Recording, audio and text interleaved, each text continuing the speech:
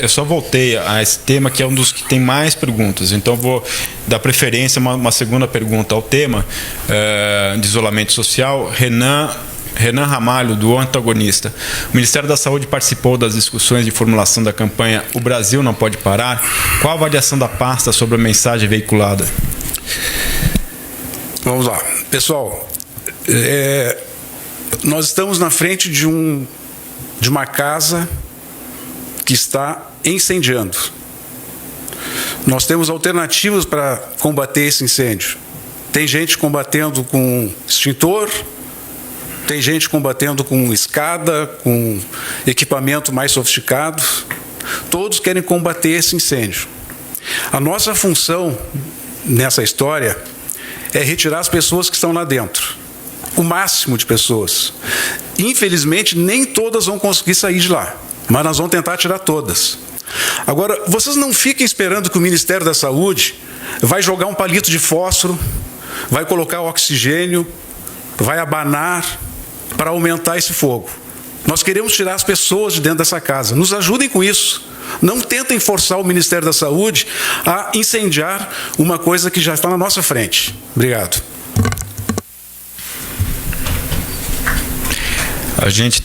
Teremos coletiva, portanto, amanhã com o ministro da Saúde. Nós vamos informar a todos pela lista de transmissão o horário. Então, portanto... E isso é uma coisa que nós não fizemos até agora. O ministro vai apresentar cenários futuros. Então, o ministro vai apresentar um cenário para 30 dias e um cenário para 60 dias. Em função dessa tarefa de concluir esse trabalho aí dos cenários, eu e o Anderson estamos desde de manhã trabalhando nisso. Nós só fizemos isso até agora, ninguém fez nada mais do que isso, e nós vamos continuar, tá? Então, o ministro, assim que terminar a coletiva, nós vamos voltar para o gabinete para continuar esse trabalho. Inclusive, hoje nós não vamos poder ficar, como de costume, todo o tempo que nós estamos acostumados a ficar com vocês. Nós vamos responder um número menor de perguntas, exatamente porque a gente precisa terminar isso para apresentar para vocês amanhã. Então, vou pedir a compreensão, vamos dar 15 a 20 minutos de perguntas e depois a gente vai interromper, eu e o Anderson vamos sair. Essas perguntas poderão ser respondidas pela nossa assessoria de comunicação. Se for alguma coisa importante que for necessária, mantém para amanhã, Renato. Nas primeiras perguntas para amanhã nós respondemos, ok? Então, podemos começar.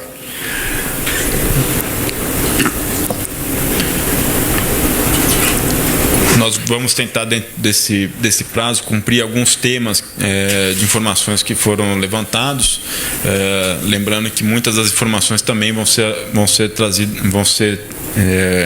trazidas amanhã na coletiva de imprensa, né? Então, o primeiro tema, leitos de UTI, Jonas Valente, Brasil. Nessa semana, vocês, quando perguntados, falaram que a ocupação das UTIs é de 78%, que já havia sido dito dias atrás. Está havendo acompanhamento diário das internações? Caso sim, qual é a taxa de ocupação de hoje? Sim, nós estamos fazendo isso. Inclusive, amanhã nós vamos mostrar para vocês, dentro desses cenários, qual é a estimativa de leitos de UTI que a gente precisa para São Paulo, para o município de São Paulo, para o estado de São Paulo, para o conjunto das capitais brasileiras, para o Brasil inteiro. Nós estamos criando esse cenário já com essas estimativas e com essas necessidades, tanto de leitos de enfermaria, quanto de leitos de UTI, para os 30 e para os 60 dias. Hoje, Anderson, qual que é o dado de utilização de leitos de UTI? Não sei se você tem aí, eu estou esperando para apresentar amanhã no relatório. Vai me passar aqui agora. Tá, então a gente já vai passar essa informação para vocês. Isso vai estar no relatório de amanhã, essa utilização de leitos, mas tem essa informação aqui, a gente já passa. Pode passar para outra pergunta enquanto isso. Não, vamos para o próximo tema. Medidas de isolamento, Érica Alcântara, no Jornal do Ouvidor. Quando o Ministério da Saúde vai distribuir a campanha de isolamento social para atender o discurso do presidente Jair Bolsonaro?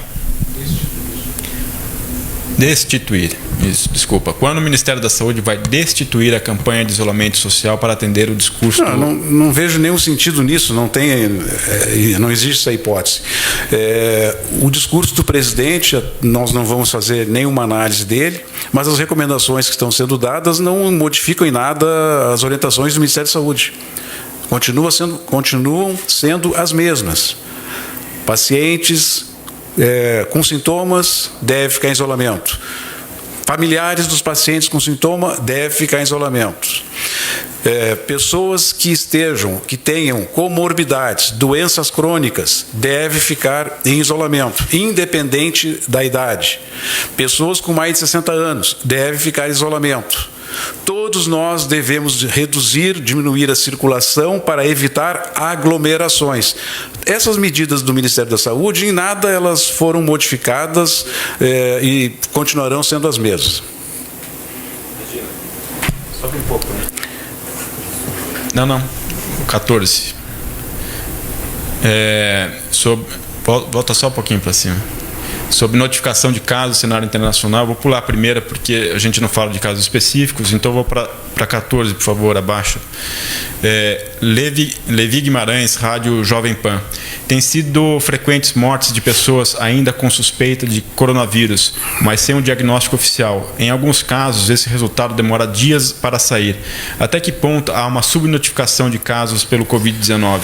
Isso não é subnotificação, depois eu até vou passar para o Anderson para ele falar mais sobre isso. Mas o que pode acontecer, se o paciente chegar no hospital hoje, grave, internar e vir a óbito nas primeiras horas da internação, é óbvio que ele vai a óbito sem diagnóstico de Covid, porque não deu tempo. Isso não significa que não vai ser identificado, porque o material foi coletado e ele vai para o nosso laboratório. Dependendo do local onde ele estiver, vai ter um transporte, pode demorar um pouquinho mais, às vezes tem que fazer uma vez ou duas vezes contra a prova, isso pode demorar 2 dias, 3 dias, mas o diagnóstico sempre vai ser realizado, não vai haver subnotificação. O que pode haver é um certo atraso, um retardo na confirmação dos casos de coronavírus. Mas todos os pacientes que internam com síndrome respiratória aguda grave, todos os pacientes internados com essas condições, é coletado material e é enviado para o laboratório. Secretário Anderson, pode complementar.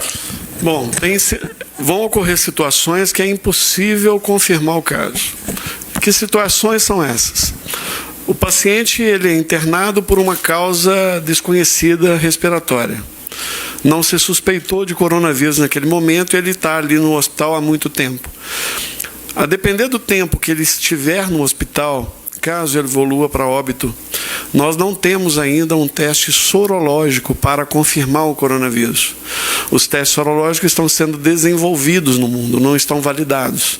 Então, nós vamos, obviamente, ter resultados de casos no futuro que a gente vai descobrir que evoluíram para o óbito a partir de uma infecção pelo coronavírus.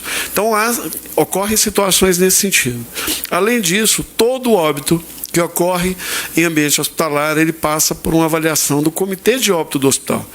Isso não acontece do dia para a noite, às vezes demora 7 dias, 10 dias, 15 dias, porque o comitê tem que classificar o óbito pela causa primária, causa secundária, porque o óbito, a declaração de óbito, ela vai compor estatísticas oficiais.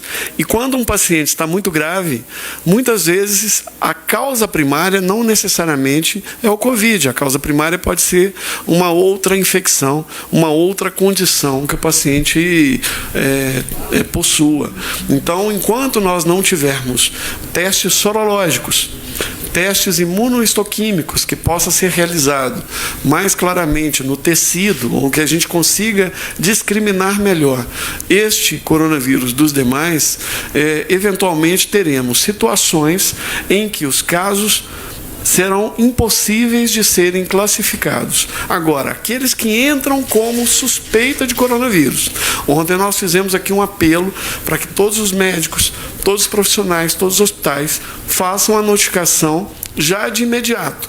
Entrou com quadro de síndrome respiratória aguda grave, notifique e colha o material, seja por aspirado, seja por suave, de acordo com o protocolo que já é antigo, de influenza e de vírus respiratórios. E assim a gente vai qualificando o dado cada vez mais.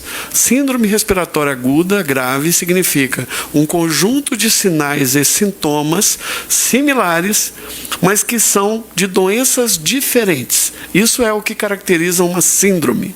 Então, nós teremos várias síndromes inconclusivas. Isso faz parte, isso não é novidade. Quem trabalha com epidemiologia, quem trabalha com saúde pública, conhece esse padrão. Nem todos os casos serão confirmados, porque nós não temos ainda uma caracterização muito clara do comportamento dos anticorpos produzidos pela infecção pelo coronavírus. Isso está sendo aprimorado. Ainda é muito novo para se afirmar qualquer fato diferente. E o que a gente faz é muito mais por analogia pela síndrome de outros coronavírus do que necessariamente por este coronavírus em especial.